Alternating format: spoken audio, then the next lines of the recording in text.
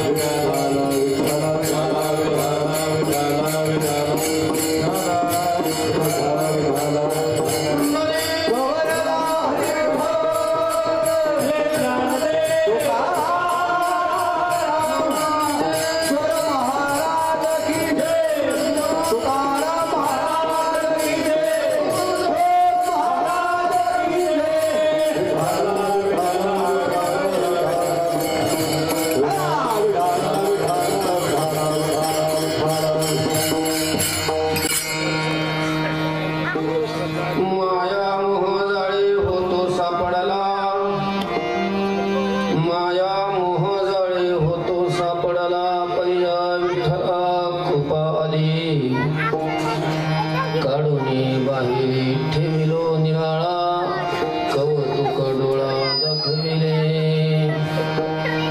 नाचे एवढे माया कवी कौतुक नाशिवंत सुखे साच केली लढे पुंडे दुःखे कुटीतील माथा एकाशी रडता तेही मरे तुका म्हणे मज वाटते नवल तुका म्हणे मज वाटते नवल मी माझे बोल ऐकून या काढूनी बाहेर ठेविलो निराळा कौतुक डोळा दाखविले पांडुरंगा करो प्रथमान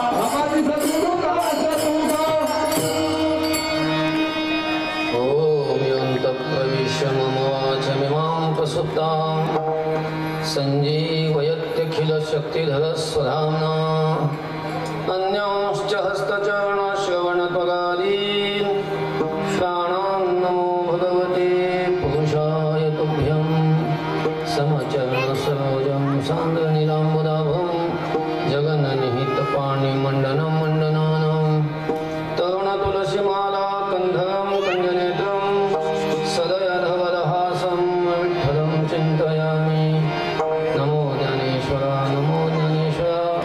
निवृत्ति उदारा सोपान देवा मुक्ताबाई नमो त्रिभुवन पवनी आद्यते जननी देवाची देवराज सेव्यमान पावनांगी पंकजं यारयज्ञ शुक्रमेन्दुशेखर गोपाकरं नारदाद्योगिवन्दवन्दितं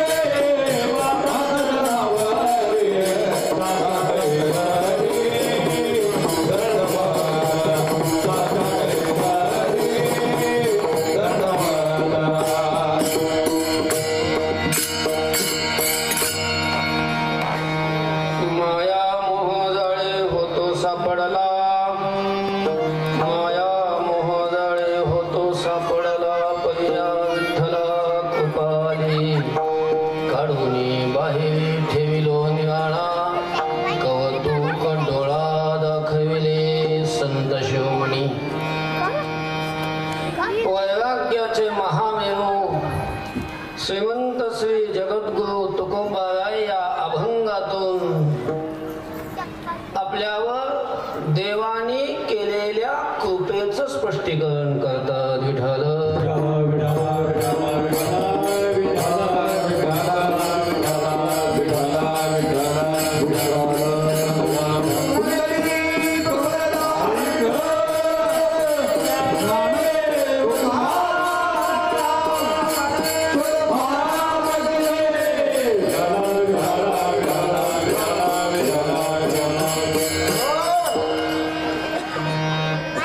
आपल्या गावामध्ये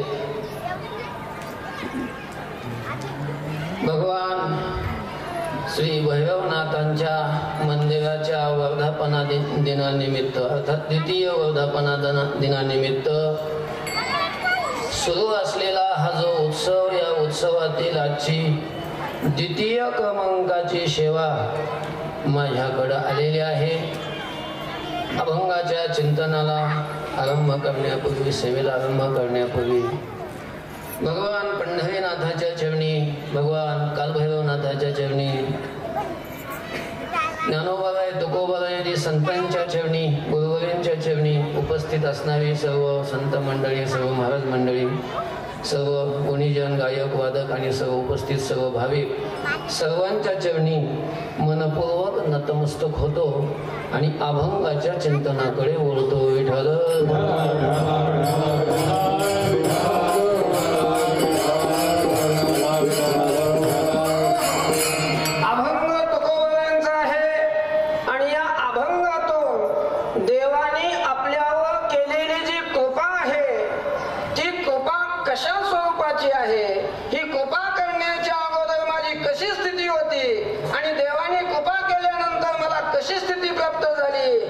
स्पष्टीकरण तुकोबारायांनी या अभंगातून केलेलं आहे. विठ्ठल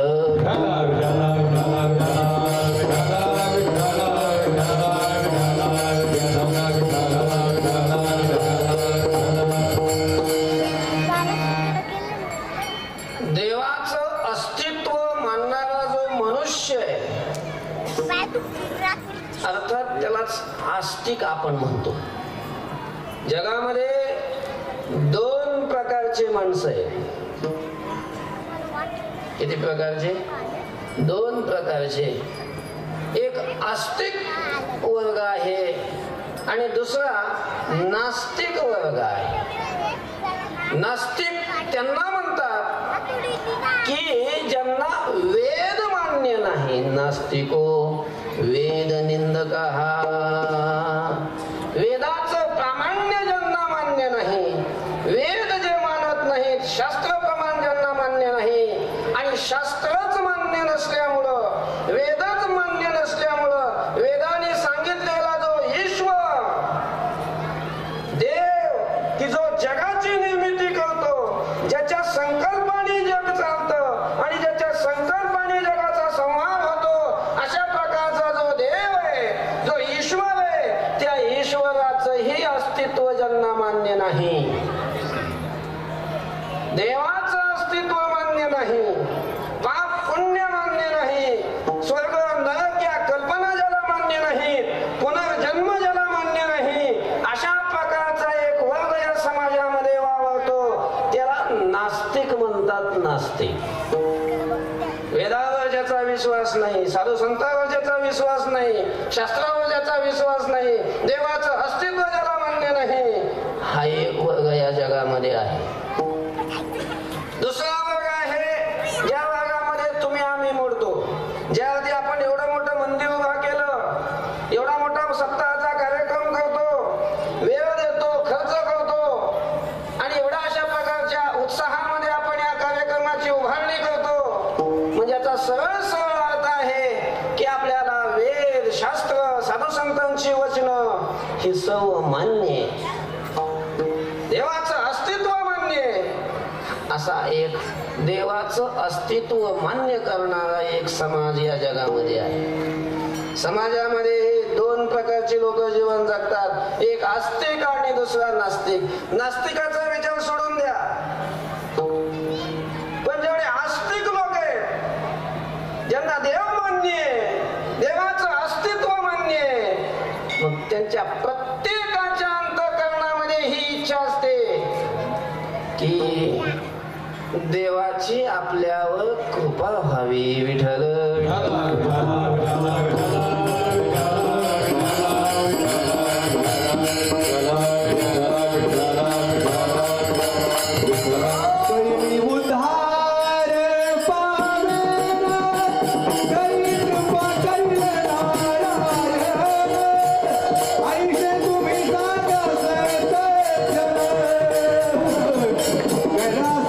समाधान चित्त माझे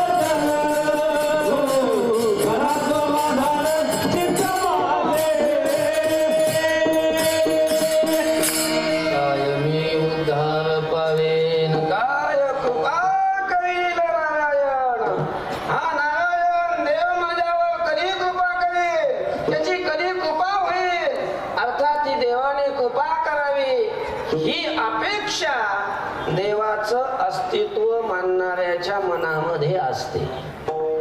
प्रत्येकाला वाटतं, बसणाऱ्यालाही वाटतं की देवाने आमच्यावर कृपा करावी, उभा राहणाऱ्यालाही वाटतं की देवाने कृपा करावी, आणि सांगणाऱ्यालाही वाटतं की देवाने काय करावी, कृपा करावी. एवढं मोठं मंदिर बांधलं कशासाठी? देवाची अवकृपा होण्यासाठी. तुम्ही सप्ते करता, वर्गणी देता, पंक्ती देता, कशासाठी? देवाची अवकृपा होण्यासाठी नाही. हे सगळं कशासाठी असतं? देवाची कृपा होण्यासाठी हे सगळं आपण करत असतो. कोण नामस्मरण करत असेल देवाची कृपा होण्यासाठी, कोण पारायण करत असेल देवाची कृपा होण्यासाठी, कोणी दिंडीत जात असेल देवाची कृपा होण्यासाठी, कोणी मंदिरं बांधत असेल देवाची कृपा होण्यासाठी, कोण पूजा पाठ करत असेल, कोण कीर्तन करत असेल, कोणी भजन करत असेल, हे सगळं जे केलं जातं कशासाठी? देवाची कृपा होण्यासाठी. मुख्य उद्देश असतो देवाची कृपा व्हावी. पण काय सगळ्यावर देवाची कृपा नाही होत. विठ्ठल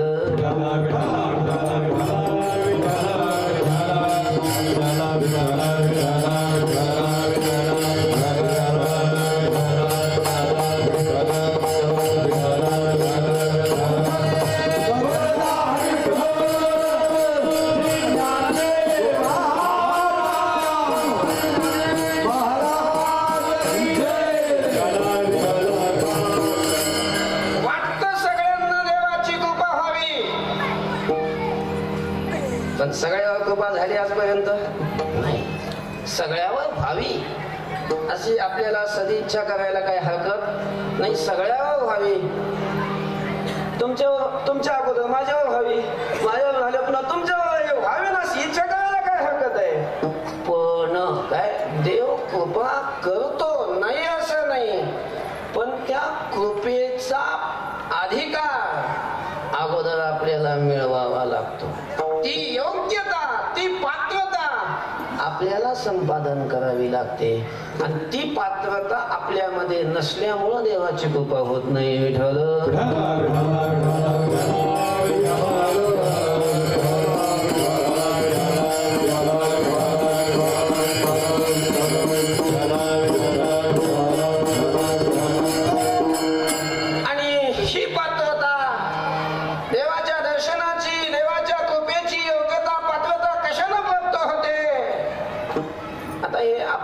सांगता येईल. ज्याने ती कृपा प्राप्त करून घेतली, ज्याने ती कृपा मिळवली, त्यांना विचारावं लागेल आपल्याला की तुम्ही देवाची कृपा प्राप्त करण्यासाठी तुम्ही काय केलं, काय केल्यानंतर तुम्हाला देवाची कृपा प्राप्त झाली. त्यांना विचारा. असे कोण आहेत? संत आहेत, नामदेव आहेत. नामदेवावरती देवाची कृपा झाली. ते सांगतात की आमच्यावर देवाची कृपा कशामुळे झाली. नामदेव म्हणतात की आम्ही त्याच्यासाठी पुण्य केलं, पुण्य. आणि एका जन्मात नाही. देवाया विठ्ठले कृपा केली, देवाया विठ्ठले कृपा केली, देवाया विठ्ठले कृपा केली, देवाया विठ्ठले कृपा केली.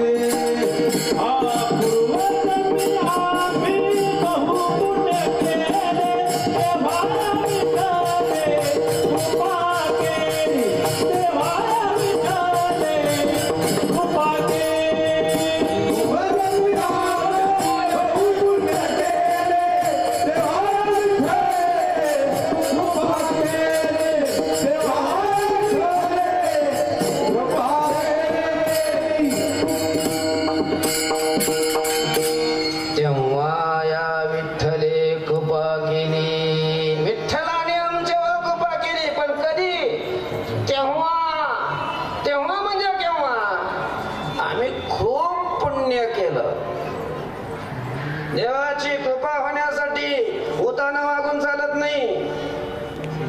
समजते ना भाषा? म्हणजे मनाला वाटेल त्याप्रमाणे कसंही वागून, कसंही मनाला वाटेल ते खाऊन, वाटेल ते पिऊन, जिथं जाऊ नये तिथं जाऊन, ऐकू नये ते ऐकून, पाहू नये ते पाहून, आणि मगही वाटायला लागलं की देवाने कृपा करावी, बापानं ठेवली अशी कृपा. असं नाही चालत. त्याच्यासाठी शास्त्राने जसं वागायला सांगितलेलं आहे तसं वागावं लागत असतं. शास्त्र जे सांगतं, जे करायला सांगतं ते करावं लागतं, जे त्यागायला सांगतं ते त्यागावं लागतं. आणि असं वागल्यानंतर आपल्या आचरणातून पुण्याचा संचय करावा लागतो. तिळे तिळे पुण्य साचा पडे, तिळ तिळ तिळ तिळ थोडं थोडं थोडं थोडं असं पुण्य साठवावं लागतं. आणि हे कुठं 1 तासातून 2 तासातून 10 दिवसातून माळ घातली लगे का महिन्यात येऊन नसतो दिसत. ही साधना देवाच्या भेटीची, देवाची कृपा होण्यासाठी एक जन्मही पुरा होईल असं नाही महाराज. अनेक जन्म कधी कधी घ्यावे लागतात. बहुनाम जन्म नामंते ज्ञानवान माम प्रपद्यते वासुदेव सर्वमिति समहात्मा सुदुर्लभा. अनेक जन्मामध्ये ही साधना करावी लागते. नामदेवराय म्हणतात की आमच्यावर देवानं कृपा केली तेव्हा केली, केव्हा आम्ही पुण्य केलं. आणि ते पुण्य किती केलं, केव्हा केलं? जन्मोजन्मी आम्ही बहु पुण्य केले. एका जन्मात नाही, अनेक जन्मामध्ये, अनेक जन्मामध्ये आम्ही पुण्य केलं. तेव्हा विठ्ठलानं आमच्यावर काय केली? कृपा केली. अर्थात ज्या वेळेला आपला पुण्याचा संचय वाढतो, पुण्य ज्या वेळेला भरपूर वाढतं, त्यावेळेला देवाची काय होत असते? कृपा होत असते. आणि मग कृपा झाल्यावर नेमकं घडतं काय? कृपा झाल्यावर होतं काय?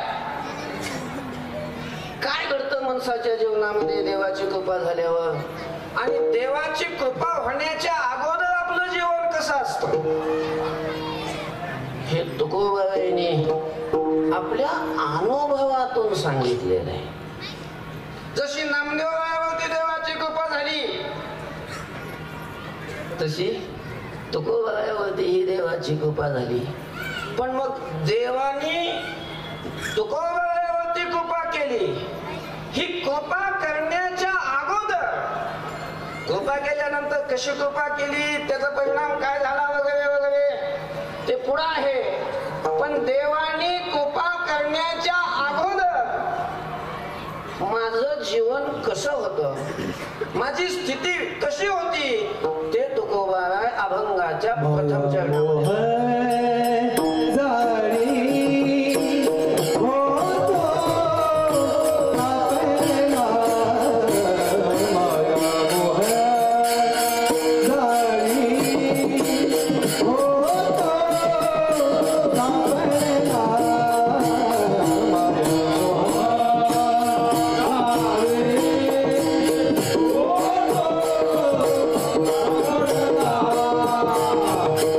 Oh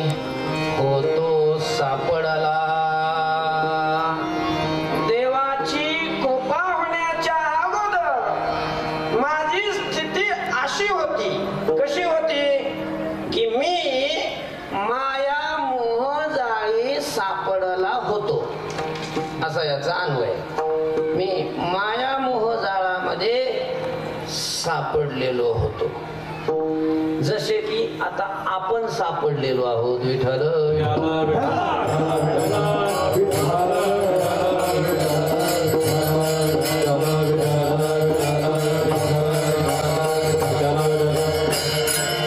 मी जाळ्यात सापडलेलो होतो. कशात सापडलो होतो? जाळ्यामध्ये. आणि ते जाळं मासे धरायचं नाही किंवा हरणं धरायचं नाही. हरणं, ससे वगैरे पारधी लोक आता इकडं शहरात नाही एवढं, पण असं डोंगराळ भागात वगैरे धरतात ना, ते पकडतात ना, त्यासाठी जाळं टाकतात. त्या जाळ्यात जाळं कोणतंही असलं, कोणतंही जाळं असो, जाळ्याचं काम काय असतं? बांधायचं, बंधन निर्माण करतो. जो त्या जाळ्यात जातो, तो जाळ्यात गेला, सापडला की संपला. मासा जाळ्यात गेला की संपला.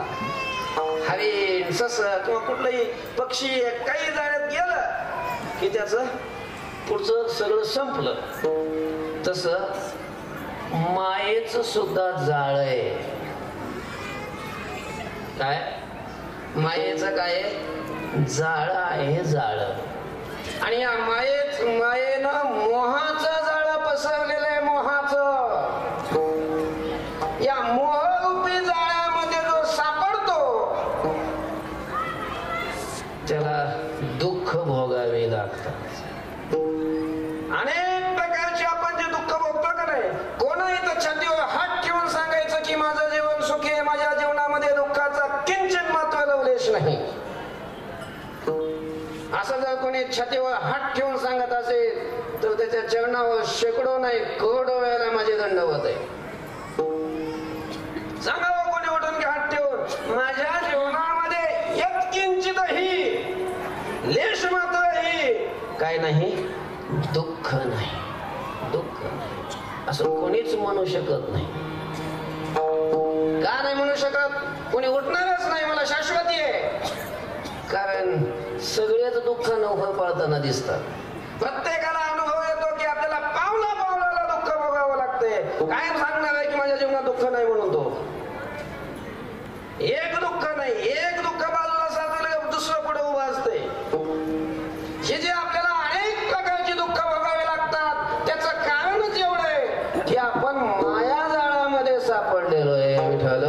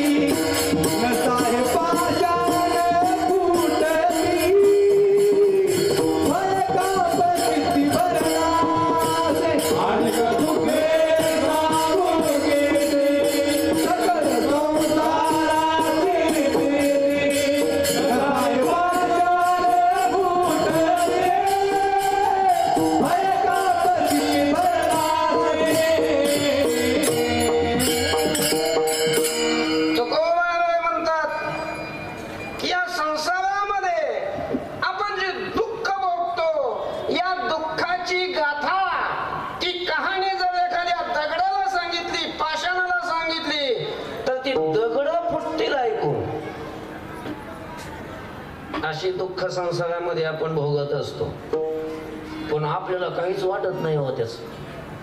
एवढी दुःख भोगतोय आपण, पण आपल्याला काहीच वाटत नाही. काय चाललंय म्हणजे हा मजेत आहे म्हणतो. आणि मग एवढी दुःख भोगून सुद्धा हसत राहतो आणि मजेत आहे म्हणतो. हे लय शहाणा म्हणून नाही म्हणत, मूर्ख असतो, मूर्ख, निर्लज्ज, कोडगे झालेलं आपण. कोडगे दररोज क्षणाक्षणाला आपण संसारात दुःख भोगतो, तरी आपल्याला त्याचं काहीच वाटत नाही. का वाटत नाही? काही निर्लज्ज आहे म्हणून. निर्लज्जम सदा सुखी. निर्लज्ज, निर्लज्ज. ते बाबा गुरुदेव बाबा एक दृष्टांत सांगत असतात निर्लज्ज माणसाचा. बाजाराचा दिवस होता. आणि उन्हाळ्याचे दिवस होते. कसा भामटा माणूस गेला बाजारात. आता उन्हाळा असल्यामुळं ते बाजारामध्ये आंबे विकायला होते. एक बाई आंबे विकायला बसलेली होती. व्यापारीच होती ती, तिचा धंदाच होता आंबे विकायचा. तो गेला बाजारामध्ये, पण असं बोलता बोलता भावे झाला, अमकं झालं तमकं झालं. ती बाई दुसऱ्याशी बोलत असताना त्यानं असं 1-2 आंबे उचलले आणि खिशात घातले. म्हणजे चोरून ते आंबे काय केले, खिशात घातले. त्या बाईनं पाहिलं. ती बाई म्हणजे तिचे हाल होती, अशी गरीब नव्हती तिनं ते गिराईक दिलं सोडून आणि उठली. त्या माणसाला काय मग विष्णू सहस्रनाम सुरू केलं. शिव्या तर दिल्या एवढ्या, त्याच्यात आश्चर्य नाही. खाली उतरली, त्याची गच्ची धरली, त्याला खाली पाडलं, पायातली चप्पल काढली आणि बाजारात सगळी माणसं. मग याला काही लवकर या, वेळ झालाय, पत्रिका पाठवावं लागत नाही, सांगावं लागत नाही. मग भांडण लागलं लोकांना. सगळे लोक गोळा झाले आणि सगळ्या लोकांच्या समोर चपलानी मारलं होतं. चपलानी मारलं. झालं जोपर्यंत तिला मारायचं तोपर्यंत मारलं. त्याने बिचाऱ्यानं मार खाऊन घेतला. लोक काही ना असं वाईट वाटायचं का, 2 आंबे फक्त, आणि आंब्यासाठी मारलं. एवढं मारलं पुन्हा सगळ्या लोकांचे काय माणसाची चुक करायचे, निघून जायचे. झालं ती बाईनं तिला जोपर्यंत मारायचं मारलं. पुन्हा जाऊन बसली ती आणि मग लोक एक निघून गेले. असं एक ग्रस्त होते, जरा सदग्रस्त, त्यांना वाईट वाटलं. बिचाऱ्यानं एवढा मार खाल्ला. काय घेतलं होतं, फक्त 2च आंबे. गेले तिथं, त्याला उठवलं. त्याचं थोडंसं माती वगैरे लागलेली खालचे अंग झाडलं. त्याला थोडंसं ते घाम वगैरे पुसायचं, त्याचं उपरणं दिलं. आणि काय झाल्या ग्रस्ताराव, 2च आंबे घेतले, तुला किती मारलं वे म्हणे ते बिचारे. ते तुला किती मारलं, कशाला आंबे घेतले वे ते, 2 आंब्यासाठी एवढा मार खाल्ला तो. नाही म्हणला साहेब, तिनं मारलं खरं पण आपल्याला लागलंच नाही म्हणला. कारण का नाही लागलं तर तिच्या चपलाला नाल नव्हता म्हणे. पूर्वी चपलाला बुटाला लोक काय ठोकायचे, नाल ठोकायचे. म्हणजे खालून ती लोखंडाची पट्टी असायची आणि तिच्या चपलाला नव्हती म्हणे. त्याच्यामुळे काय मार लागला नाही असा तो म्हणत होता. त्याला काय म्हणावं, एवढ्या माणसात, एवढ्या सगळ्या लोकांसमोर मारलं, पुन्हा बाईनं मारलं. त्याचं त्याला काहीच नाही. काय म्हणतोय, आणि लागला हसायला कुशाल. नाही मला लागलं नाही म्हणे. त्याला म्हणतात कोडगा. त्याला काय म्हणतात, कोडगा. मी त्याच्याकरता सांगितलंच नाही. त्याच्यासारखे आपण आहे. किती फटके खातोय आपण दुःखाच्या या संसारामध्ये, पण तरी आपण सोडतोय संसाराला नाही. सोडले संसाराला. किती दुःख भोगतोय आपण या संसारामध्ये. मान अपमानाचं दुःख आहे, कशाचं, रोगाचं दुःख आहे. सगळ्यात हे तर जाऊ द्या, आपण जीवन जगत असताना मान अपमान स्तुती हे जे दुःख बघतो, याची गणना शास्त्रामध्ये केलेलीच नाही. शास्त्रामध्ये ज्या दुःखाचा विचार असतो तो कोणता, जन्माचं दुःख आणि मृत्यूचं दुःख. जन्म मृत्यूचं दुःख कधी विचार केलाय तुम्ही, किती भयंकर दुःख असतं. एक लक्षात घ्या, इथं कुणी हात वर करा की ज्याला मरावं वाटतं. कोणाला वाटतं मरावं, कोणालाच वाटत नाही.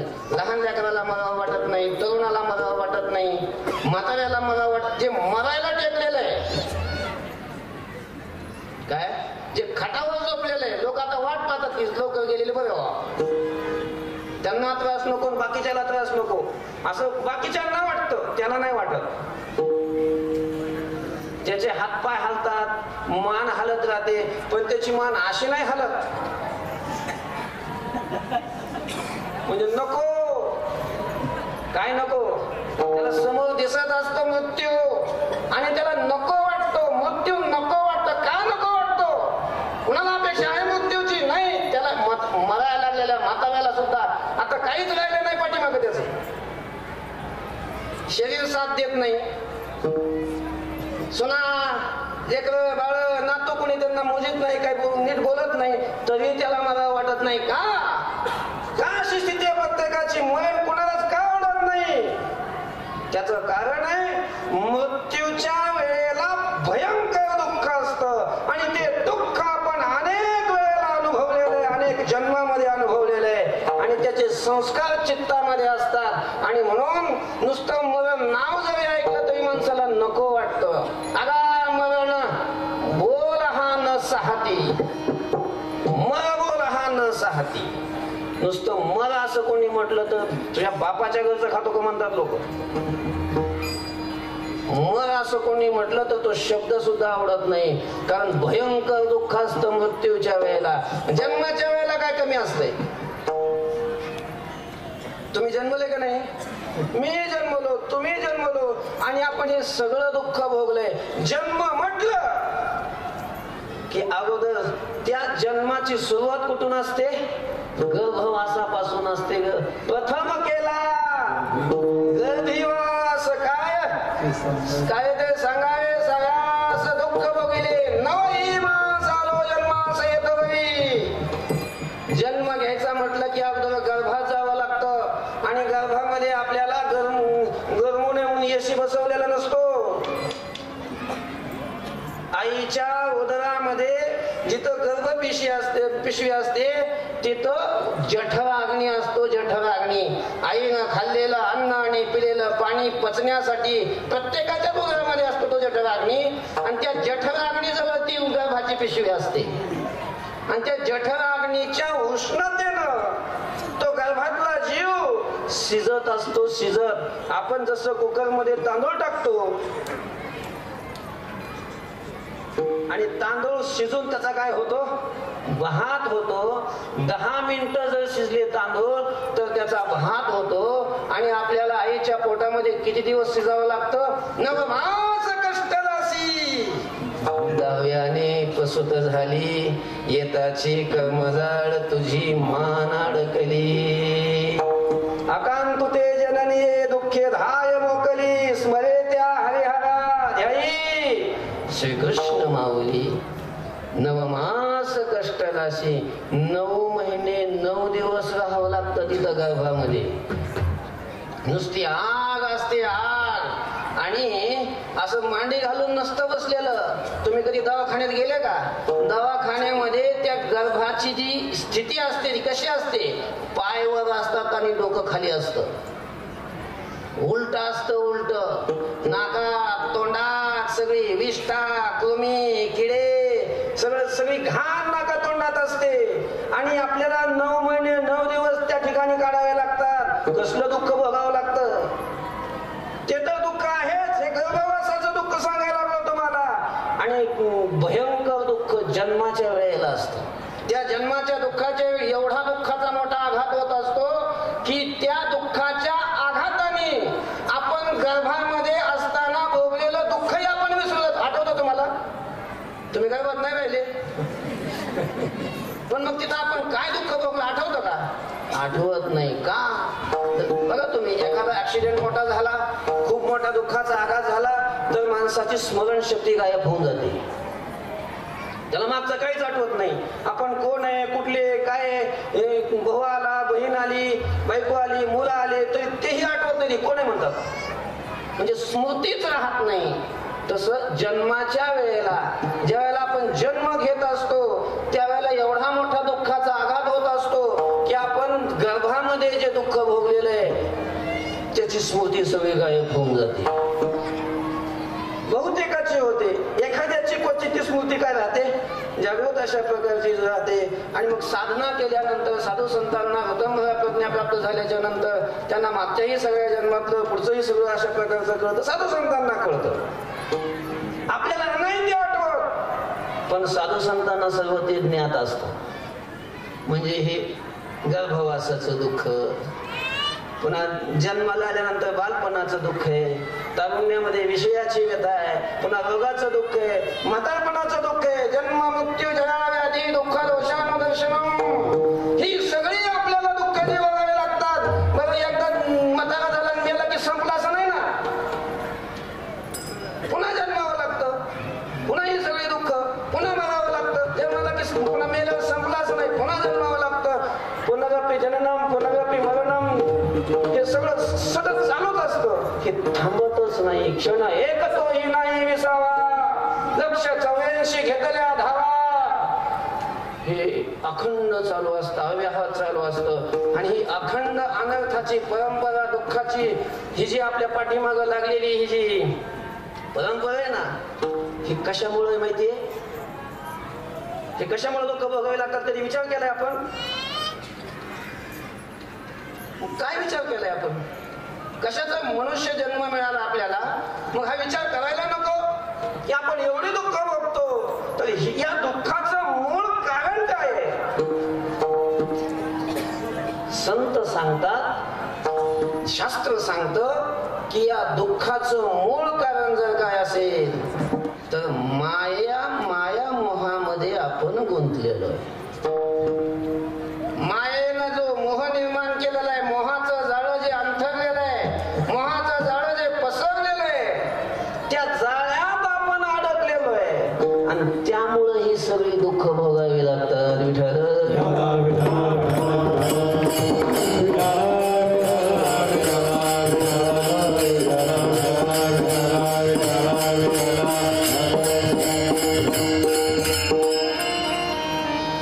कशाला म्हणतात माया आणि कशाला म्हणतात मोह? माया मोह हा आपल्या दुःखाचं मूळ कारण आहे. आपल्याला उगा वाटतं की आपल्याला पैसा नाही म्हणून दुःखी आहे, आम्हाला गाडी नाही म्हणून दुःखी आहे, आम्हाला अंग नाही, पोरगी नाही भेटली म्हणून दुःखी आहे, मुलं नाही झाली म्हणून दुःखी आहे. कोण कशामुळे दुःखी, कोणी कशामध्ये? ते दुःखाचं मूळ कारण ते नसतं. तुम्ही ते मिळवा, पुन्हा दुःख जातं का नाही बघा? दुःख जात नाही. तेवढ्या पुरतं वाटतं गेलं की लगेच रूप, दुसरं रूप घेऊन येत असतं. ते याचा अर्थ काय आहे? ते दुःखाचं कारणच नाही. दुःखाचं मूळ कारण आहे मायामोह. आणि हा मायामोह ज्यांनी नष्ट केला, या मायाच्या मोहाच्या जाळ्यातून जे निसटले ते सुखी झाले. विठ्ठल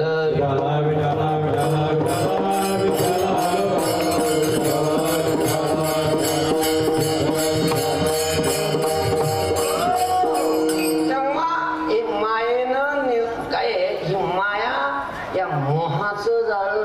मायेकडं अनेक जाळे आहेत. माया म्हणजे काय? आता जास्त नाही आता खोलात घुसत मी. शास्त्रामध्ये मायाचं खूप वर्णन केलेलं आहे. माया म्हणजे काय? वेदांत शास्त्रामध्ये मायेचं लक्षण सांगत असताना अनादि भावरूपम विज्ञानेन विलीयते. जे अनादि आहे, भावरूप आहे, ज्ञानानं जिची निवृत्ती होते, त्याचं स्पष्टीकरण करत नाही बसत आता. ही अशी माया आहे. ही माया काय करते? आपल्याला मायेचे दोन कार्य असतात. काय कार्य असतात? एक असलेली वस्तू झाकते आणि नसलेली वस्तू निर्माण करते. नसलेली वस्तू दाखवते, तिलाच माया म्हणतात. असलेली वस्तू झाकते, असलेली वस्तू दिसू देत नाही. बघा तुम्ही, एक छोटी माया सांगतो तुम्हाला दृष्टांतातून, म्हणजे मोठी माया कळत. ते जादूगार असतात का नाही, जादूगार जादूचे खेळ करतात बघा. तुम्ही कधी बघितला का? आम्ही शाळेत असताना वगैरे ते यायचे रस्त्याला, असे ते खेळ आम्ही ते पाहायचो. मग ते जादूगार असे, मग ते चौकून लोक असतात, मग ते असे त्याच्याकडे मायाच असते, पण छोटी माया असते, अविद्या म्हणतात तिला. आणि मग त्या मायेला वेगवेगळ्या अशा प्रकारच्या वस्तू निर्माण करून ते दाखवतात. मी पाहिलेलं आहे किंवा असे बरेच ऐकलेले पण आहेत उदाहरण. एक असा जादूगार, त्या जादूगाराने तो खेळ सुरू केला. वेगवेगळे खेळ तो करत होता. आणि मग एकदा ते खेळ चालू असताना त्याने एका मुलाला समोर बोलवलं. 15-16 वर्षाचा मुलगा, कॉलेजचा, पॅन्ट वगैरे घातलेली. आणि मग त्यांनी सगळ्या लोकांना सांगितलं मोठ्या आवाजाने, हे बघा म्हणे, आता माझ्या जादूची कमाल. हा मुलगा आहे, 16 वर्षाचा, 17 वर्षाचा मुलगा आहे. मग काही क्षणामध्ये मी आता याला मुलगी करतो. काय करतो? त्याला आता मी मुलगी करतो असं म्हटलं तो. आणि काय त्यानं नजरबंदी केली काय माहिती, काय म्हटलं काय, तर मला काय पाठ नाही. ते अशी फूक मारली होते ना. ती फूक मारल्याबरोबर पाहणाऱ्याला काय दिसायला लागली? मुलगी दिसायला लागली. तिथं मुलगा होता पण दिसाय काय लागली? मुलगी दिसायला लागली. सगळे सगळे पाहायला लागले, बाजूचे सगळे माणसं. पण तिथं सगळ्याच्या समोर मुलगी, ती 16-17 वर्षाची मुलगी. त्यानं ती पॅन्ट घातलेली होती, पॅन्ट गायब झाली, तिथं पंजाबी आली. आणि मग तिला पाहिल्यानंतर सगळे लोक हसायला लागले. तर त्याला वाटलं मजा करतात. मग तो जादूगार त्या पोराला म्हटला, अरे हसतो काय वेड्या, जरा बघ तू जरा, आता तू मुलगा झालेला आहे, मला फक्त मुलाचा मुलगी करायचा मंत्र येतो, मुलगी झाल्यानंतर मला मुलगा करता येत नाही. खरंच का काय? मग त्यानं पाय म्हणला होता मुलगी झाला, असं करून पाहिलं त्यानं, ती विणी वगैरे सगळं घाबरलं ना, ते लागला रडायला. म्हणजे बाकीच्याच लोकांना ती मुलगी झाली असं दिसलं, यात नवल नाही. त्या मुलालाही भ्रम झाला की मी कोण झाले आता, मुलगी झाली म्हणून, लागलं ते रडायला. सांगायचंय काय मला, पुढं काय झालं ते नंतर ते काय वेळ नसतं राहत, 2 मिनिट 2-3 मिनिटं राहतं, ते लगेच पुन्हा काय होतं, ती गायब होतं. ती कारण ती छोटी माया आहे. मग त्या मायेनं काय केलं, त्यानं जी मुलगी तयार केली ती कशाने निर्माण केली? मायाच. तिथं आहे काय? मुलगा. पण तो मुलगा लोकांना दिसला का? नाही दिसला. तिथं नव्हती कोण? मुलगी. आणि दिसली कोण? मुलगी. मग ही कोणी दाखवली? मायेनं. म्हणजे मायेनं केलं काय? मायेनं 2 कामं केले. असलेल्या मुलाला झाकलं आणि नसलेली मुलगी दाखवली. विठ्ठल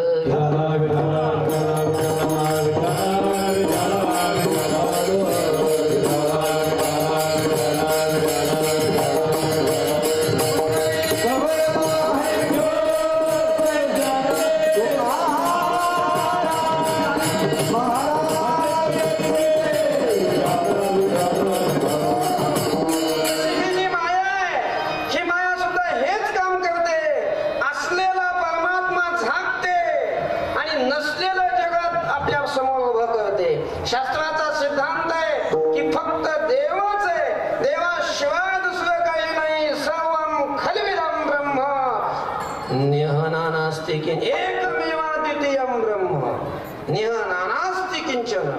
दुसरा काही संसार नाही, न झाला प्रपंच, आहे परब्रह्म.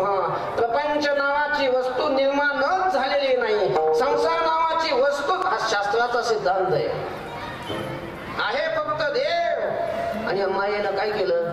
असलेल्या देवाला झाकलं आणि आपल्याला देवच दिसाना झाला. सगळे आंधळे झाले देवाच्या बाबतीत. शास्त्र सांगतं की फक्त देवच आहे, देवाशिवाय काही नाही. आणि आपल्याला देवच दिसत नाही.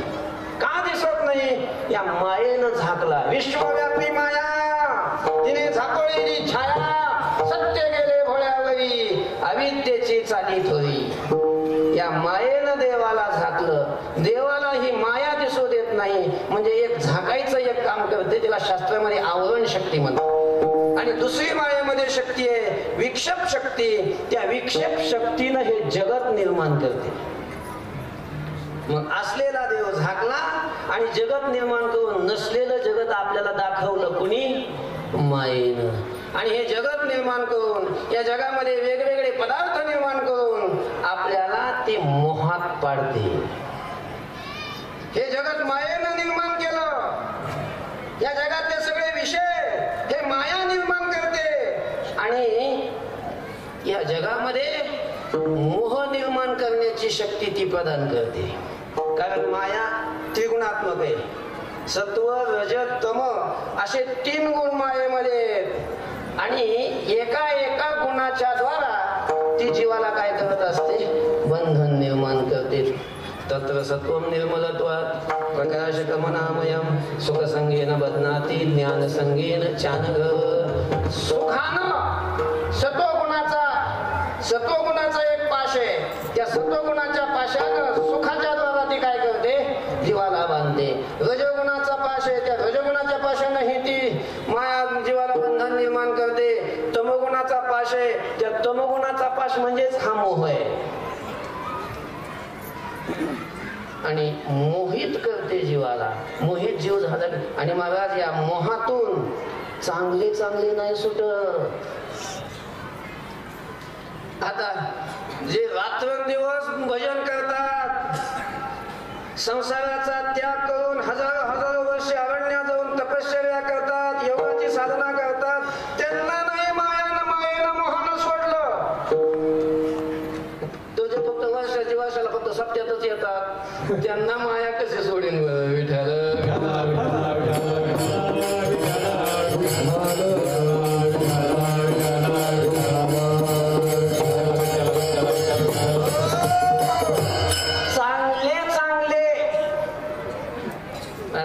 मोहाने त्यांना पछाडलं. मोह दिसायला फार बारीक आहे, नाजूक आहे, पण त्याला मोहाला तोडायचा प्रयत्न करा. मोह म्हणजे काय ऐका जरा. मोह म्हणजे काय? संसाराविषयीचं प्रेम, बायकोविषयीचं, मुलाविषयीचं, आईविषयीचं, पैशाविषयीचं, घरादाराविषयीचं, ही जी संसाराची जी आसक्ती आहे, हा तो चिकटा आहे, यालाच मोह म्हणतात. आणि या मोहातून चांगले अर्जुनासारखा, अर्जुन कोणाला म्हणतात? या गावातला अर्जुन नाही सांगत मी. तो अर्जुन, द्रोण शिष्य अर्जुन, ज्याने संग्रामी हव जिंकिला, निवांत कवचाचा ठाव पेढीला, तो अर्जुन मोहे कवळीला क्षणा माझे ज्ञानोबा काय देतात. ज्या अर्जुनाने युद्धामध्ये भगवान शंकरावर विजय मिळवला, भगवान शंकराला युद्धात जिंकलं. कोणी? अर्जुनाने. निवात कवचाचा ठाव पेढीला. निवात आणि कवच नावाचे राक्षस स्वर्गावर आक्रमण केलं होतं त्यांनी. स्वर्गातले देव हरवले होते. अर्जुन युद्धात गेला आणि त्या राक्षसांना नष्ट करून टाकलं. हे अर्जुनाचं सामर्थ्य आहे. भगवान शंकरावर ज्याने विजय मिळवला तो अर्जुन आहे. आणि त्या अर्जुनाला एका क्षणात या मोहानं पराभूत केलं. एका क्षणात. कधी? ज्या वेळेला महाभारतीय युद्धाच्या वेळी अर्जुन ज्या वेळेला रणांगणामध्ये समोर ज्या वेळेला पितामह, भीष्म, द्रोणाचार्य ह्या सगळ्यांना पाहिलं, अरे हे तर माझेच आजोबा आहेत. पितामह, भीष्म, हे द्रोणाचार्य तर माझेच गुरु आहेत. त्यांनी स्वतःच्या मुलाला विद्या दिली नाही आणि मला विद्या दिली. मी त्यांना कसं मारू? कृपाचार्य तर आमचे कुलगुरु आहेत. हे दुर्योधन, दुःशासन तर माझे भाऊ आहेत. यांना मी कसं मारू? तत्रा पश्यत्स्तान पार्थ पितॄन् न पितामहान् आचार्यान् मातुलान् भ्रातॄन् पुत्रान् पौत्रान् सखीं तथा श्वशुरान् सुहृदश्चैव शनयो उभयोरपि तान् समीक्ष्य स कौन्तेय सर्वान् बन्धून् अवस्थितान् कृपया परयाविष्टो विषिदन् ब्रवीत. ह्या सगळ्यांना पाहून त्याच्या अंतःकरणामध्ये त्यांच्याविषयीचा मोह निर्माण झाला, करुणा निर्माण झाली, दया निर्माण झाली. आणि त्याची स्थिती कशी झाली तो भगवंताला सांगतोय. दृष्ट्वेमं स्वजनं कृष्णायुक्तं संपस्थितं सीदन्ति मम गात्राणि मुखं च परिशुष्यति विपतुश्च शरीरे मे रोमहर्षस्य जायते गाण्डीवं संसते हस्तात् त्वक्चैव परिदह्यते न च शक्नोम्येव स्थातुं भ्रमतीव च मे मनः. सीदन्ति मम गात्राणि. हे कृष्णा, या सगळ्या स्वजनांना पाहून, भीष्मांना पाहून, द्रोणाचार्यांना पाहून, या सगळ्या बांधवांना पाहून माझी स्थिती अशी झाली. कशी झाली? मम गात्राणि सीदन्ति. माझे सगळे अवयव असे थरथर कापू लागलेले. सीदन्ति मम गात्राणि मुखंच परिशुष्यति. माझं मुख कोरडं होत आहे, अमकं होतंय, तमकं होतंय. म्हणजे ही जी अर्जुनाची स्थिती झाली कशामुळं? मोहामुळं. महाराज, हा मोह दिसायला नाजूक दिसतो, नाजूक नाही, लय जबरदस्त आहे हा मोह. ज्ञानोबाबाईंनी उदाहरण दिलंय. मी काय सगळा अभंग सोडणार नाही, एवढे एक पहिलंच चरण सोडणार आहे. तुम्ही काळजी नका करू. किती वाजलेत? 9:30 वाजेपर्यंत चालायचं ना. बरोबर 9:30 संपतो. काळजी नका करू. तुम्हाला वाटत की बाबांनी तर अजून पहिलं चरण बी नाही सोडलं.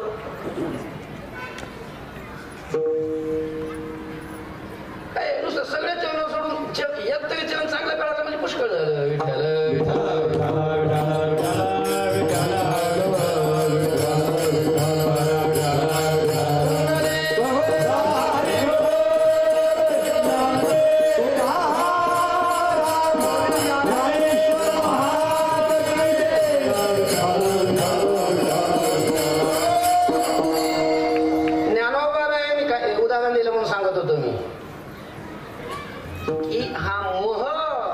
किती जबरदस्त आहे. त्याच्यासाठी ज्ञानोबाने उदाहरण जैसा भ्रमावेदी कोडे भलतेशे काष्ठ कोरडे पै कळिके माझी सापडे कोवळी. भ्रमर म्हणजे भुंगा. भुंग्याचं उदाहरण दिलंय या मोहासाठी. तुम्ही पाहिला का भुंगा? आता काय स्लॅबची घरं आल्यामुळे थोडस जरा ते पंचायत आहे, जरा नवीन जुन्या माणसाने तरी पाहिलं असं. ते भुंगा आहे ना असे लाकडं करतो. कसलंही लाकूड असलं, कितीही कठीण लाकूड असलं, वाळलेलं जरी असलं, ज्ञानोबाने भलं तैसे म्हटलंय, त्याचा भुगाच पाडतो खाली. भलं तैसे काष्ठ. आणि ते पुन्हा कोरडे. कोरडे म्हणजे वाळलेले. भ्रमर भेदी. भ्रमर त्याचा काय करतो? भेदन करतो. तसले लाकडं फोडतो. बघा तुम्ही असे लाकडं असतात, जुने वाडे वगैरे असतात नाही, सागाचे लाकडं असतात किंवा कोणतंही लाकूड असू द्या, असं भोंगा कोरतो आणि त्याच्यामध्ये घर निर्माण करतो. लाकूड कोरून बघा तो काही किकर आणत नाही, वाकस आणत नाही, त्याच्याकडे काहीच नसतं. त्याच्याकडंच असं साहित्य देवाने निर्माण केलेलं आहे. त्याला शेवटावं सुद्धा लागत नाही, ते कधी मुंडत नाही, त्याला घासावं लागत नाही. असं हत्यार त्याच्याजवळच असतं आणि त्यानं तो काय करत असतो? कोरीत असतो. एवढी शक्ती त्या भोंग्यात आहे. कसलंही लाकूड करतो. पण तोच भोंगा भलतैसे काष्ट कोरडे भ्रमर भेदी कोडे भलतैसे काष्ट कोरडे पवी कळिके माझी सापडे कोवळी. तो भुंगा आहे ना, त्याला सुगंधाचं प्रेम फार असतं. कशाचं? सुगंधाचं. तो भुंगा जर असं रस्त्याने चालला का नाही, आणि आपण जर मोटरसायकलवर असतो फटफटीवर, आपण इकडून चाललो तो तिकडून यावा आणि हेल्मेट नसावं आणि टक्कर व्हावी दोघांची, मला असं टिंगुळच येतं. काय येतं? टिंगुळ समजतं ना? म्हणजे असं लागला का असं तर सुजत, त्याला टिंगुळ म्हणतात. तुमच्याकडे टिंगुळच म्हणतात ना? असं म्हणजे मोठी गाठ आल्यासारखं येतं तिथं. म्हणजे एवढा जोरात लागतो तो. म्हणजे त्याचाही वेग असतो आणि आपलाही वेग असतो. एवढ्या वेगात जातो तो भोंगा. असा कानाजवळ जर गेला ना, असं विमान गेल्यासारखं बुम वाजतं ते. असं एवढ्या जोरात जात असतो भोंगा. पण असा एवढ्या जोरात वेगाने जरी चालला, पण जर त्याला खाली कमळ दिसलं, फुल दिसलं, की एवढा वेग तो लगेच काय करतो? कमी करतो. आता ते कमळ पाण्यात असतं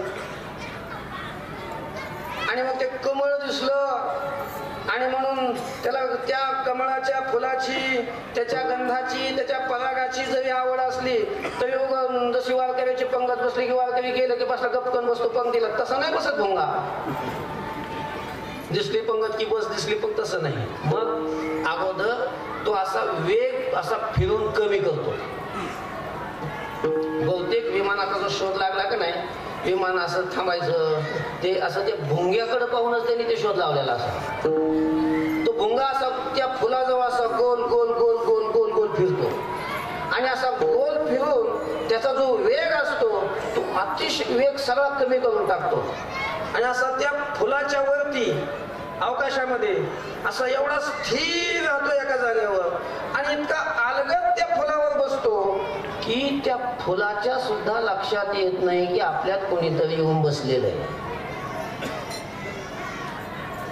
फुलामध्ये बसतो आणि फुलामध्ये बसून मग नंतर त्याचा पराग सेवन करण्यामध्ये एवढा रंगून जातो की त्याला दिवस मावळण्याची आठवण राहत नाही. आता ते जे फुलं असतं ना, ते सूर्यविकासिनी फुलं असतं. कसलं असतं? सूर्यविकासिनी फुलं असतं. सूर्यविकासिनी म्हणजे सूर्य उदयाला सूर्य मावळला की हे मिटतं. हे फुल सूर्याशी अनन्य असतं, त्याला भोंग्याचं काय घेणं देणं नसतं. सूर्य मावळला की ते मिटतं आणि मग ते फुल मिटल्यावर मग याच्या लक्षात येतो, अरे बापरे फुल तर मिटलं, आता आपण घरी कसं जायचं, आता आपण घरी कसं जायचं. आता फुल मिटलं, पण मला सांगा फुल मिटल्यानंतर त्या भोंग्याला त्या फुलाला तोडून घरी जाता येत नाही का? त्याच्या जाता येत नाही. अहो जो भोंगा कोरडे लाकडं फोडतो, वाळलेले लाकडं फोडतो, त्याला कमळाचं फुल त्याची पाकळी तोडून जाता येत नाही. कमळाची पाकळी किती नाजूक असते. आपण दसमुसळ्या माणसाला नुसतं हातात जरी घेतलं तरी ते काय होतं, चुरगळून जातं. एवढं नाजूक असते त्याची ती पाकळी. आणि भोंग्याला त्याचा छेद करून जाऊ शकत नाही का? तो जाऊ शकतो, पण तो मनात सुद्धा आणत नाही का? कारण त्या फुलाचा मोह त्याला असतो. त्याच्या मनात सुद्धा ही कल्पना येत नाही की आपण याला तोडावं, याला चिरावं आणि चिरून आपल्या घरी निघून जावं. त्याच्या मनात ही कल्पना उदयाला सुद्धा येत नाही का? त्याच्यात शक्ती नाही का? ती आहे, पण त्याचा मोह त्या फुलाचा असल्यामुळं त्याच्या मनामध्ये ही संकल्पना सुद्धा निर्माण होत नाही. परिणाम तो विचार करत असतो. सूर्य मावळला ना, फुल मिटलंय ना, ठीक आहे रात्रभर इथं थांबू. रात्र निघून गेली की पुन्हा सूर्य उदयाला येईल. रात्री गमिष्यती भविष्यती सुप्रभातम भास्वान उदिष्यती हसिष्यती पंकजश्री, असा तो विचार करतो मनामध्ये. रात्र आता निघून जाईल, सूर्य सकाळी उदयाला येईल, सुप्रभात होईल आणि मग हे कमळ पुन्हा हसेल, पुन्हा उमलेल आणि पुन्हा उमललं की आपण घरी निघून जाऊ, अशी कल्पना करतो. कोण? तो भोंगा. पण रात्री तो भोंगा त्या फुलातच राहतो. ते फुल तळ्यात असतं, सरोवरात असतं आणि मधून मत्त माजलेले जंगलातले हत्ती त्या तळ्यात येतात जलक्रीडा करण्यासाठी रात्री. आणि जलक्रीडा करण्याकरता आल्यानंतर नेमकं तेच फुल त्याला काय होतं, भावतं. तो हत्ती त्या फुलाजवळ येतो, ते फुल तोडतो, सोंडेनं आपल्या दाढेत तोंडात टाकतो आणि त्या फुलाचा काय करतो, रगडा करतो आणि त्या फुलाबरोबर त्या भुंग्याचाही काय होऊन जातो, नाश होऊन जातो. नाश.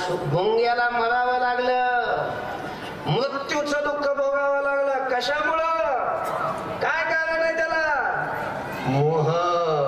जर मोह त्या फुलाविषयी नसता तर त्याच्यात ताकद होती, त्या फुलाचा छेद करून तो निघून जाऊ शकत होता.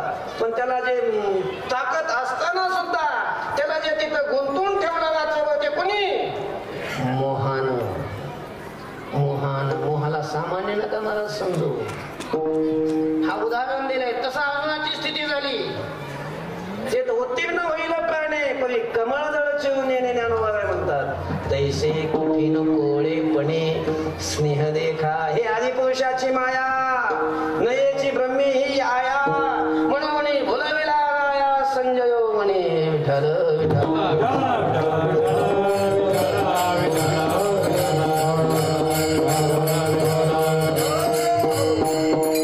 आपलं काय होतं? भोंग्यासारखं नाही आपली स्थिती. उद्या आपण अजून 10 वर्ष जगू शकतो ठामपणे. छातीवर हात ठेवून कोण सांगू शकतोय? आपलं आयुष्य किती आहे कोण सांगू शकतोय? उद्या आपला मरण येणार नाही कशावर? मग तरी आपण या संसारातून का बाजूला निघत नाही? काय या संसाराला सोडत नाही? मोह.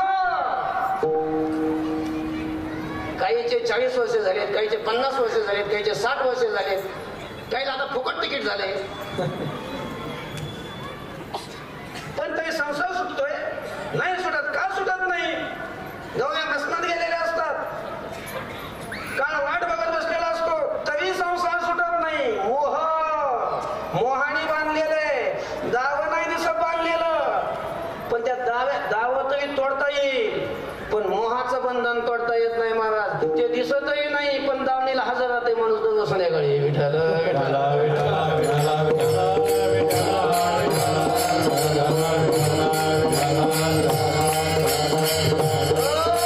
बघा तुम्ही, जनावर बांधण्यासाठी दावे असतात.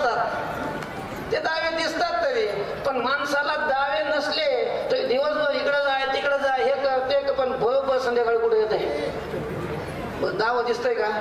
नाही दिसत नाही असं नाही, पण जरा बारीक विचार केला की मग दिसतंय. ते दावं कशाचं असतंय? मोहाचं असतंय, मोहाचं. त्या मोहानं आपल्याला बांधलेलं सुटतच नाही महाराज. ते जसं बघा तुम्ही, ते पावसाळ्याला असला ना, गुळ असा पातळ होतो बघा, पाणी सुटतं गुळाला, आणि मग ते मुंगळे लागतात पावसाळ्यामध्ये गुळाला. ते मुंगळे लागले का नाही, पाहिलं तुम्ही गुळाला मुंगळे लागलेले? गुळ पातळ झालेला असतो. नेमका तो पोळ्याचा सण येतो, त्या माऊलीला ते पुरणपोळ्या करायच्या असतात, पुरणात गुळ घालायचा असतो. मग गुळ घ्यायला माऊली जाते, तर सगळे मुंगळे असे वरचे असे हाताने झटके की निघून जातात. पण काही काही निघतच नाही, त्यांनी तोंड मध्ये घातलेले असतात. कुठं? गुळात तोंड घातलेले असतात. मग आता त्या हातानं झटकेलं तरी ते काय निघत नाही. कधी माऊली अशी तोंडानं फुकी दे, अशी तोंडानं फुकी दे त्याला. मग तोंडानं फुकलं तरी स्वतः गुळाला काही सोड येत नाही. पण मग आता तिला पूर्ण टाकायचं असते, मोगळा कसं काय टाकता येईल? मग ती हातानं धरून त्याला काढण्याचा प्रयत्न करते. पण देवानं काही त्याची निर्मिती केली त्या ट्रॅक्टर सारखी, म्हणजे तोंड वेगळं मागची ट्रायली वेगळी मध्ये जोडलेलं असतं. ते तोंड त्याने गुळात घातलेलं असतं, मग हातात जे सापडतं ती मागची ट्रायली, आणि ती ओढते महाराज. ते मधून तुटत हो, काय होतो? मधून तुटतो, पण गुळाला सोडित नाही. आता रिटायर झाले, नातू मोठे झाले, मग आता त्यांना कोणी आता काय भाव बी देत नाही घरात. सुना नीट बोलत नाही, बायको बी नीट बोलत नाही. पण आता तर घर सोडावं, आनंदीचा रस्ता धरावा ना, तितकंच तोंड घालतो. मध्ये मध्ये मध्ये मध्ये मध्ये मध्ये मध्ये सून बोलती, पोरग बोलत, नातू बोलतात. तरी त्याला वाटतच नाही हो की आपण आता हे सगळं सोडावं आणि देव करावं. हे काय आहे? यालाच मोह म्हणतात. मोह हेच मोहाचं जाळ आहे. त्या जाळ्यातून तो निघायलाच तयार होत नाही. हाच मोह आहे. तुकोबाराय म्हणतात की अशा या मोहात मी सापडलेलो होतो. माया मोह जाळी होतो सापडलो. हा माया मोहाचं जाळ आहे. हे माझं घर, माझं बायको, माझी मुलं माझी, आणि त्यांच्याविषयीची आसक्ती, त्यांच्याविषयीचा चिकटा हा मनामध्ये जो असतो त्याला म्हणतात मोह. आणि या जाळ्यात मी अडकलो होतो. मी सुद्धा असंच तुमच्यासारखंच मी या जाळ्यात होतो. पण काय झालं? माझं पुण्य उदयाला आलं आणि माझ्याविषयीची कृपा देवाच्या अंतःकरणामध्ये निर्माण झाली. या विठ्ठला कृपा आली. या विठ्ठलाला माझ्याविषयीची कृपा आली. त्याने माझ्यावर कृपा केली आणि माझ्यावर कृपा करून काय केलं? अभंगाच्या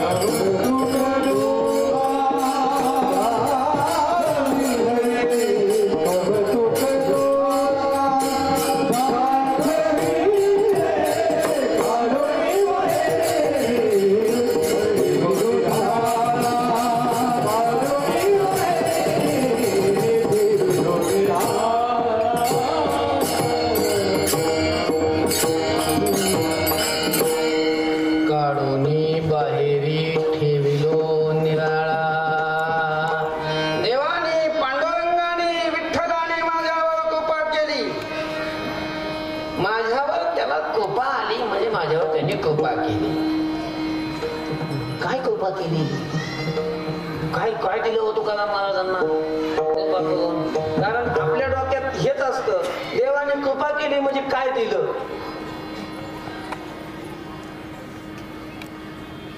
फार मोठा बंगला बांधून दिला, का कीर्तनाला जाण्यासाठी एकमेकाची मोठी गाडी घेऊन दिली,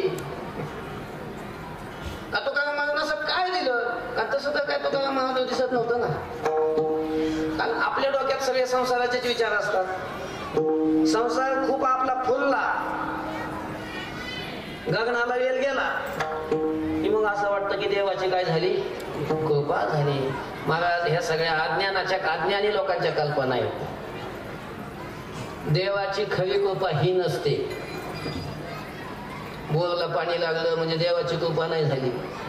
आपल्याला असं वाटतं की देवाची काय झाली, कृपा झाली. एखाद्याचं लग्न होत नसलं आणि लग्न झालं म्हणजे देवाची कृपा नाही झाली. आपल्याला वाटतं देवाची काय झाली, कृपा झाली. पण ही खरं देवाच्या कृपेचं हे स्वरूप नाहीये. आपण कशालाही कृपा म्हणतो. गुरु बाबा सांगत असतात, एक माणूस लयच खुश होता. ज्ञानोबाबासोबत वारीला गेला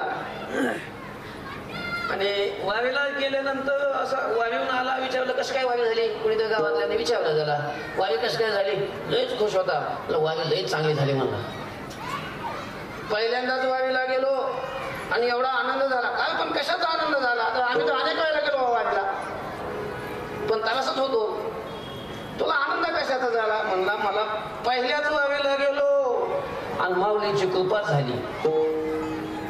माऊलीची कृपा काय झालं म्हणला, 7-8 वर्षापासून प्रयत्न करत होतो पण कुठं जमतच नव्हतं, जुळतच नव्हतं. दिंडीत गेलो, दिंडीतच जमलो.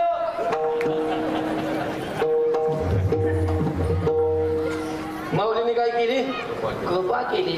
बाबा सांगत असतात, ज्ञानोबा माऊलीने केली नाही. तुला ज्याने, तू एवढा नालायक असताना जिनं पसंत केलं त्या माऊलीची कृपा झाली. विठाल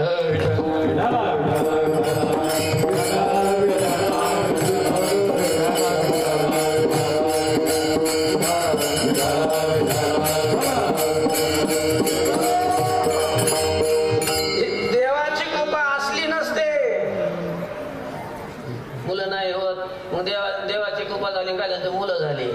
देवाची असल्या कृपा नसतात देवाच्या. अर्थात देव अशी कृपा करत नाही असं नाही, पण वास्तव संतांना हे कृपेचं स्वरूप मान्य नाही.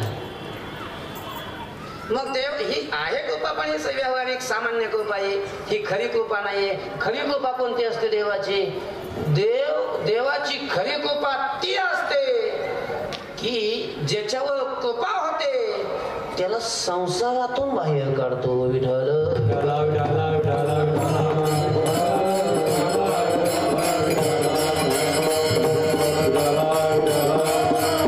म्हणून ऐका, भक्तांनी संसारातून बाहेर निघावं. संसारामध्ये त्याचं मन गुंतू नये, त्याला आसक्ती संसाराची निर्माण होऊ नये. म्हणून तुम्ही अनेक देवाला प्रिय असणाऱ्या भक्ताची उदाहरणं बघा, त्यांच्या संसाराची रांग रांगोळी झालेली. देवाची तपोवा आला जाते घरा, देवाची तपोवा आला जाते घरा, त्याच्या पुढे चिरा संसारात, त्याच्या पुढे चिरा संसारात. देवाची तपोवा आला जाते घरा, देवाची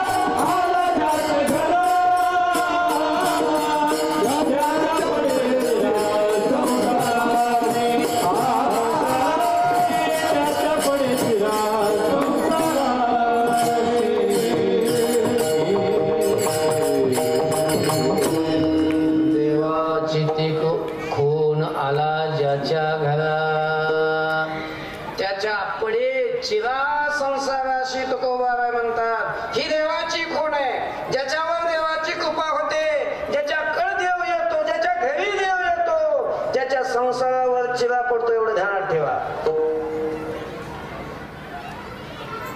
कुंतीवर देवाची कृपा होती. काय कुंतीच्या जीवनात सुखवतो महाराज? सगळं. पांडवावर देवाची कृपा होती, पण काय त्यांच्या जीवनामध्ये? पाहते पांडव अखंड परी त्या देवासी आठविती. अनेक अनेक भक्तांची उदाहरणं पहा. तुकोबाबांचं उदाहरण पहा ना. तुकोबा देवाने कृपा केली आणि देवाने कृपा केल्यानंतर जे तुकोबारांचं सुरू झालं सगळं दिवाळच निघलं. बरे झाले देवा, निघाले दिवाळी, बरे या दुष्काळी पीडा केली. दिवाळ निघालं, सावकारकी होती, सावकारकी गेली, महाजनकी गेली.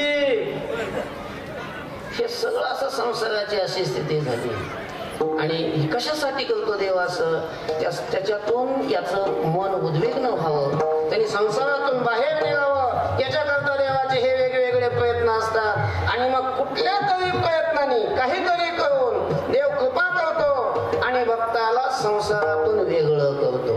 तुकोबाराय म्हणतात, देवाने माझ्यावर कृपा केली आणि मला संसारातून वेगळं केलं. काढून बाहेरी राहिलो, ठेविलो निराळा. या संसारातून मला बाहेर काढलं आणि वेगळं ठेवलं. अशा प्रकारची देवाने माझ्यावर कृपा केली. विठाल विठाल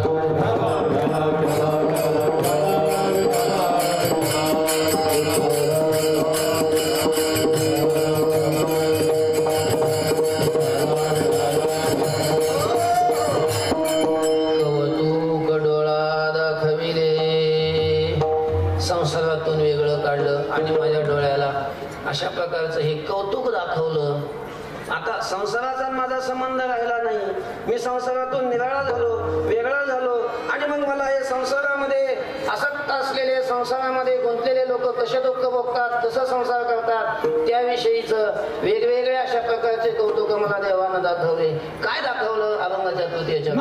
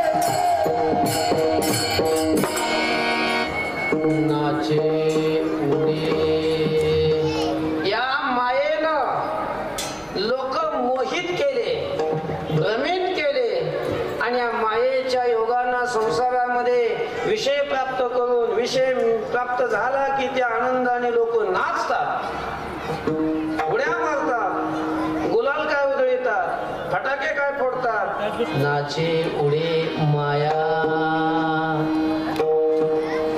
आणि जे विषयाचं जे सुख आहे हे नाशिवंत सुख आहे. या नाशिवंत सुखालाच त्यांनी साच केलेलं आहे. म्हणजे या सुखाला त्यांनी अविनाशी मानलेलं असतं. असतं नाशिवंत सुख, असतं विनाशी सुख, आणि विषयाच्या सुखालाच ते काय अविनाशी सुख अशा प्रकारचं मानून बसलेले असतात. विठ्ठल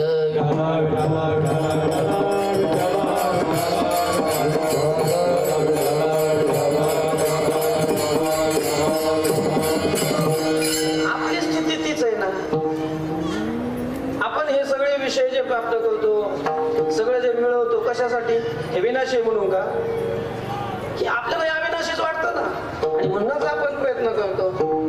तुकोबा आहे म्हणतात की मला देवाने हे कौतुक दाखविलं, मला त्याच्यातून वेगळं काढलं, मी याच्यातून आता निगळा झालो आणि आलिप्त होऊन साक्षी होऊन मी आता ह्या सगळ्याला बघायला लागलो. आणि मग मला नवल वाटायला लागलं की हे लोक किती आसक्त झालेले आहेत. हे या विषयापासून, संसारापासून स्वतः आलिप्त असून परमात्म्याचे अंश असताना सुद्धा ते विषय आनंदासाठी त्या विषयाच्या ठिकाणी आसक्त झालेले आणि त्या विषयालाच, विषयामध्येच अविनाशी सुख अशा प्रकारचं मानू लागलेले. आणि विषय नष्ट झाले की रडतात काय, फुंदके काय मानतात, रडे फुंदे दुःखे कुटीतील माथा. रडतात, फुंतात म्हणजे कळतं ना, रडताना असे फुंदके देतात आणि दुःखाने आपली मस्तक डोके काय करतात लोक, बडवतात. विठाल